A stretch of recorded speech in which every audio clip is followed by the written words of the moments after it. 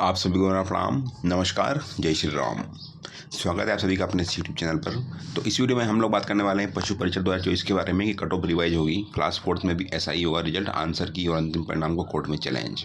तो इन सब चीज़ों के बारे में हम लोग 1 बाय 1 बात करने वाले हैं। आगे बढ़ने से पहले आपसे मेरी रिक्वेस्ट है कि अगर आप चैनल पर नए हो, पहली बार आपने विजिट किया तो राजस्थान की तमाम भर्तियों की लेटेस्ट अपडेट और करंट अफेयर के लिए चैनल को जरूर सब्सक्राइब करना और वीडियो को लाइक करना।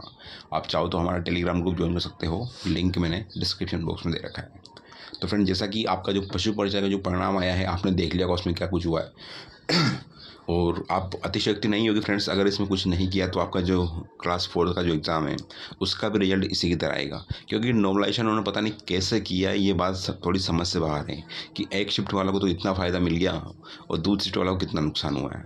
ठीक है, लोगों के 10-10 नंबर तक कम हुए हैं और लोगों के 10-10 नंबर भी बढ़े हैं, तो टोटल 20 नंबर लोगों कम हो रहे हैं इसमें, जिनका कि फर्स्ट शिफ्ट में या 4th शिफ्ट में एग्ज़ाम था। ठीक है, तो हम लोग स्पेशली बात करने वाले हैं फ्रेंड्स कि क्या परिणाम रिवाइज होगा या नहीं होगा। तो फ्रेंड्स, ये पूरी तरह से बोर्ड पर डिपेंड करता है। परिणाम जो रिवाइज करने के लोग बोल रहे हैं फ्रेंड्स, तो माननीय न्यायालय के आदेश के अलावा परिणाम रिवाइज होने की संभावना थोड़ी कम है।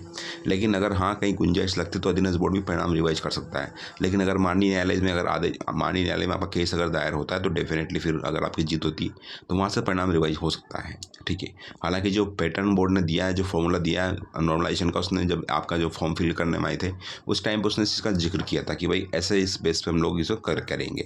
लेकिन लोगों को ऐसी उम्मीद नहीं थी फ्रेंड्स कितना डिफरेंस आ जाएगा। ठीक है, मैक्सिमम लोगों का जो सिलेक्शन हुआ फ्रेंड्स वो 6 जो शिफ्ट थी उससे हुआ है और सबसे ज़्यादा नुकसान फ्रेंड 4th शिफ्ट वालों को है। इसमें चौथी पारी में जिनका पेपर था उनके 10-10 12 नंबर तक कम हुए हैं। मैं ऐसे लोगों को भी जानता हूँ जिनके 135 नंबर थे और उनकी जो मेरिट लिस्ट है वो 4600 के आसपास है, यानी 135 नंबर लाकर भी जो बंदों का सिलेक्शन नहीं हुआ। ठीक है, तो यही है फ्रेंड्स कि जो लोग आपको साथ सपोर्ट कर रहे हैं, जैसे हनुमान जी किसान हो गए, वो संतोष बिश्नोई सर हैं, और भी लोग हैं जो आपको कोऑपरेट कर रहे हैं, उनको आपको सपोर्ट करना चाहिए और एक शांत उचित तरीके से अपनी जो मांग है वो बोर्ड के सामने, सरकार के सामने रखना चाहिए। भाई इसमें क्या सारी चीज़ें हुई है। ठीक है, एक्चुअली में जो सारी जो लफड़ा हुआ वो जो नॉर्मलाइजेशन हुआ उसी की वजह से हुआ है। या तो ये लोग पर जो इनिंग्स थी उसमें सीटें का डिस्ट्रीब्यूशन कर देते थे कि भाई इस जिस शिफ्ट में इतनी सीट आपकी जो है डिवाइड होगी तो इतने आपके जो अकाउंट में आती है, ऐसा कर सकते थे। लेकिन जो रिवाइज जो इन्होंने किया फ्रेंड्स, जो नॉर्मलाइजेशन किया उसका पता नहीं कैसे क्या हुआ फ्रेंड्स की 135 नंबर वालों को भी इसमें सिलेक्शन से बाहर हो गए। ठीक है, तो मैं इतना ही बोलूँगा फ्रेंड्स कि जो लोग आपके लिए उचित कदम उठा रहे हैं उनको आप सहयोग करो अपना, ताकि चीज़ें आगे से ऐसी ना हो। क्योंकि अगर यही चीज़ें चलती रही फ्रेंड्स तो आपका जो अभी क्लास 4 का जो एग्ज़ाम है उसमें भी सेम चीज़ें आपको नॉर्मलाइजेशन के बाद में देखने को मिलेगी। यानी अगर लोगों के अगर 90% भी बन रहे तो नॉर्मलाइजेशन की वजह से लोग बाहर हो गए, इसकी पूरी पूरी संभावना है। ठीक है, तो जो भी लोग आपको कोऑपरेट कर रहे हैं, पॉजिटिवली आपको सपोर्ट कर रहे हैं, उचित आपको लगे कि आपको उनका साथ देना उचित है तो आपको डेफिनेटली उनसे कोऑपरेट करना चाहिए। बाकी आपको लगता है कि नहीं ऐसा कुछ नहीं होने वाला तो फिर वो आपकी अपनी चॉइस है। ठीक है, बाकी बताओ फ्रेंड्स, रिजल्ट रिवाइज सिर्फ माननीय न्यायालय के आदेश के अलावा बहुत कम चांसेस है कि बोर्ड इसको रिवाइज करेगा।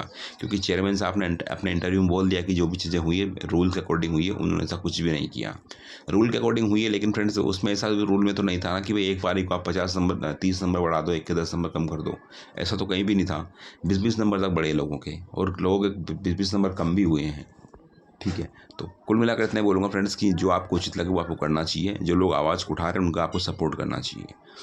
बाकी अगर कोई आंसर की चैलेंज करना चाहता है फ्रेंड्स, वो आंसर की चैलेंज कर सकता है कोर्ट में। हालांकि आंसर की इतना बड़ा रोल नहीं है, फिर भी जो भी चीज़ें होंगी आपको समझते मैं बता दूंगा। तो अभी के लिए इतना ही, मिलते हैं नेक्स्ट वीडियो में। वीडियो वॉच करने के लिए thanks, have a great day and all the very very best.